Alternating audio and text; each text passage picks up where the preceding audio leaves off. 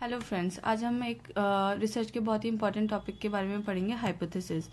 ये जो टॉपिक है ये 2 नंबर में भी आ सकता है, 5 नंबर में भी आ सकता है और यही टॉपिक आपको टेस्ट ऑफ सिग्निफिकेंस में भी देखने को मिलेगा। ठीक है, तो सबसे पहले हम स्टार्ट करते हैं। हाइपोथेसिस हाइपोथेसिस क्या होता है? हाइपोथेसिस होता है कि किसी भी चीज़ के बारे में हम एक धारणा जो बनाते हैं, जो एक हम पर्सपेक्टिव सेट करते हैं, वो होता है हाइपोथेसिस। ठीक, तो अब हाइपोथेसिस सही है या नहीं, अब जो हमने किसी भी चीज़ के बारे में धारणा बनाई, वो धारणा सही भी हो सकती है, गलत भी हो सकती है। तो अब हाइपोथेसिस 2 तरीके की होती है, एक होता है नल हाइपोथेसिस और एक होता है अल्टरनेट हाइपोथेसिस। ओके, सो जो नल हाइपोथेसिस है, सबसे पहले हम इसके बारे में जानेंगे। नल हाइपोथेसिस क्या होता है? दिस इज, जैसे कि आप देख पा रहे हैं कि this is the hypothesis of no difference. मतलब कि ये एक ऐसा हाइपोथेसिस है जिसका मतलब है इसमें कोई भी डिफरेंस नहीं होता, मतलब हम जो मान रहे हैं वही सच है। ठीक है, मतलब जैसे अगर मैंने माना कि आज ट्यूसडे है, तो उसका मतलब है कि आज मैं मान के चल रही हूँ कि आज ट्यूसडे है, तो मैं आज सारे वो काम करूंगी जो कि मुझे ट्यूसडे को करने हैं, भले ही वो आज ट्यूसडे ना हो, वेडनेसडे हो। अब ये बात तो हमें तब पता लगेगी ना कि आज क्या है, जब हम उस चीज को टेस्ट करेंगे। Okay, so first of all we will know about the simple definition of null hypothesis. तो जो अभी मैंने आपको एग्जाम्पल दिया था वो एक तरीके से बस समझाने के लिए था। Okay, so this is the hypothesis of no difference. It assumes nothing new is happening. मतलब कि कुछ भी नया नहीं हो रहा है, जो भी है सब कुछ पुराना है, उसमें कोई भी चेंज नहीं है। एवरीथिंग इज सेम, इक्वल और no change. Example, for example, effectiveness of drug A is equals to effectiveness of drug B. अब आप मान लो जैसे कि ड्रग ए जो है वो एक कोई पुराना ड्रग है। ठीक है, तो इसमें हमने बताया कि जो हाइपोथेसिस है उसमें कुछ भी नया नहीं हो रहा है, तो इसका मतलब ये है कि अगर इसमें कुछ भी नया नहीं हो रहा है तो जो ड्रग ए है उसकी इफेक्टिवनेस जो एक नया ड्रग है उसी की इफेक्टिवनेस के बराबर है, क्योंकि कोई चेंज नहीं है। So there is no change means if it is equals to each other. Okay, so that is there is no difference between the two drugs.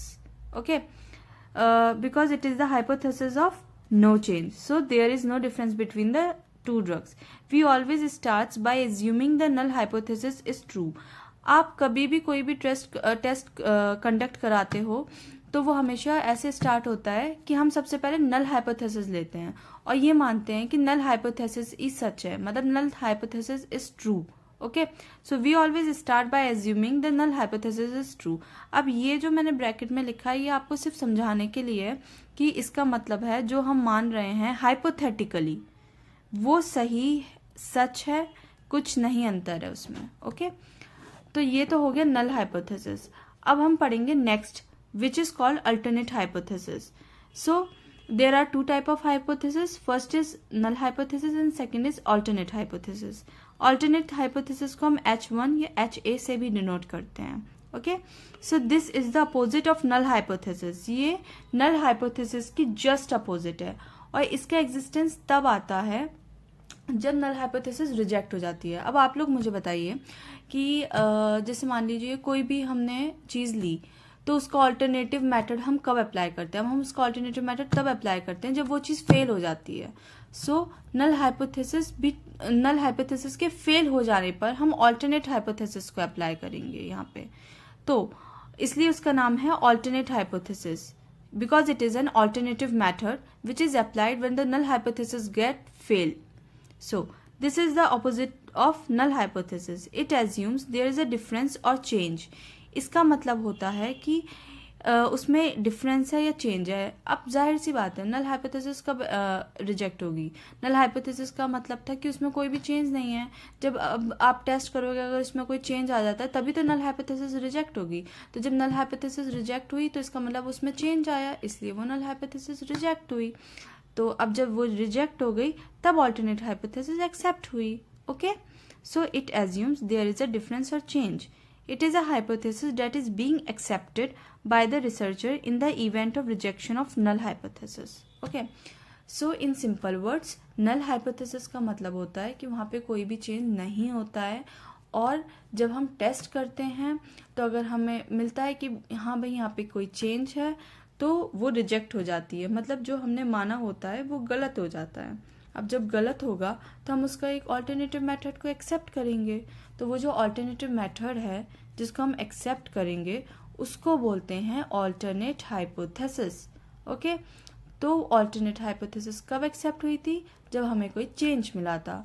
तो ऑल्टरनेट हाइपोथेसिस आपको क्या बताता है कि वहाँ पे चेंज या डिफरेंस है, तो it assumes there is a change और difference. So guys, this is about the hypothesis and which is of two kind, null and alternate.